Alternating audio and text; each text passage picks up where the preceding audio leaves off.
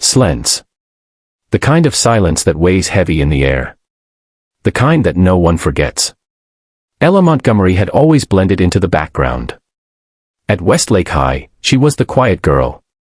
The girl who ate lunch in the corner of the cafeteria, headphones in, sketchbook open. No one really knew her, and few cared to. She wasn't popular, didn't have flashy clothes, or a huge circle of friends. But Ella had a kind heart, a shy smile, and dreams that no one had ever asked about. And one of those dreams was going to prom. She had spent weeks working up the courage. Weeks of sweaty palms and whispered self-motivation in front of the mirror. She had a crush on Josh Carter, the tall, handsome basketball captain with a charming smile and the kind of presence that made the hallways shift around him. She knew it was a long shot. But she had seen the way he looked at her in art class. Not mockingly, not pitying, but with interest. So she took the chance. A handmade card. A simple question. A hopeful heart. But Josh didn't even read the card. He just stared, confused.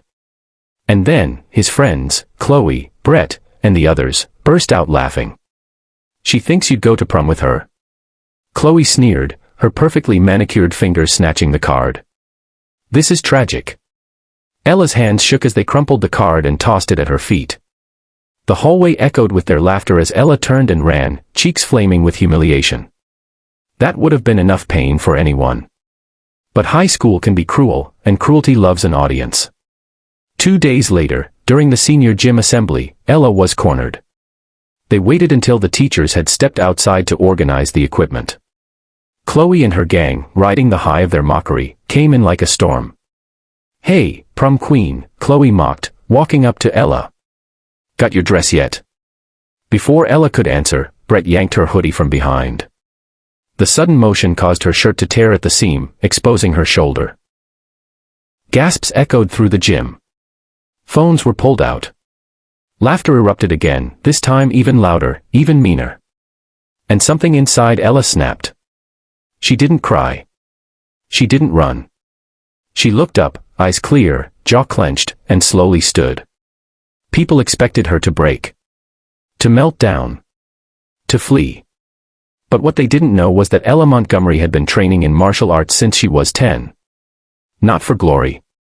Not for competition. But because her dad had taught her to be strong, even when the world tried to make her small. Her movements were fluid. Precise. She didn't scream or lash out wildly. She stepped back, took a deep breath, and then, with a move that would go down in Westlake history, spun and delivered a roundhouse kick, clean, fast, and powerful. Brett, who'd been laughing the hardest, never saw it coming. He was knocked clean off his feet, his phone skidding across the polished gym floor. Everything stopped. The laughter D. Title: Bullies grabbed the black girl's collar. What she did shocked everyone. Tears were welling in her eyes, but her hands didn't tremble. Not this time. When the hallway bullies grabbed Amara by the collar, jerking her backward in front of everyone, they thought she'd flinch, cry, or run. But she didn't. Instead, she did something that silenced the entire school. Amara Jackson had always been quiet. Not because she lacked things to say, but because she had learned, over time, that most people didn't want to hear them. Her voice, rich with depth and intelligence, was often dismissed, and her presence, tall, dark-skinned, and unapologetically proud, made others uncomfortable.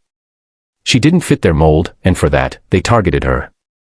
Every day she walked the halls of Riverdale High with her head held high, even when whispers trailed behind her and laughter echoed too loudly in her ears. "Why's her hair like that? She thinks she's better than us. She's always so serious." The insults came in waves, sometimes quiet, sometimes loud, but always hurtful. The worst of them were a trio: Megan, Chad, and Tyler. Megan, the ringleader, had a cruel smile that never quite reached her eyes. Chad and Tyler were the kind of boys who thrived on making others feel small. They saw Amara as a challenge, a girl who refused to bow. That Thursday started like any other. Amara walked into school wearing her favorite green hoodie, headphones in, mind focused on her upcoming chemistry test. She didn't see them coming, not until Megan's hand reached out and grabbed her collar. "You think you're better than us, huh?" Megan spat, yanking Amara back. Her books clattered to the floor. The hallway froze.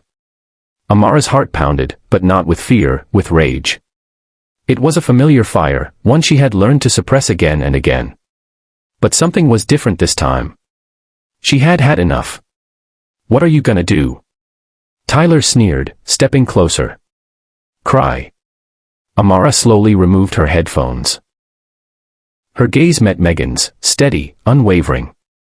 Then, in a voice loud enough for everyone to hear, she said, "Let go." Megan laughed, tugging harder. Or what? With one swift move, Amara gripped Megan's wrist and twisted it down, breaking the grip with practiced precision. Her uncle, a former martial arts instructor, had been teaching her self-defense for months. She never thought she'd have to use it, but here she was. The hallway gasped. Chad lunged forward, but Amara stepped aside, letting him trip over her extended foot. He crashed to the ground, groaning. Tyler hesitated, his confidence faltering. "I'm done being quiet," Amara said, loud and clear. "I've got just as much right to be here as anyone. You don't get to touch me. You don't get to decide my worth." Teachers rushed in, drawn by the noise, and for once, the story wasn't twisted. Dozens of students had seen it all, had recorded it. Principal Monroe pulled Amara aside, asking if she was okay, and this time, someone actually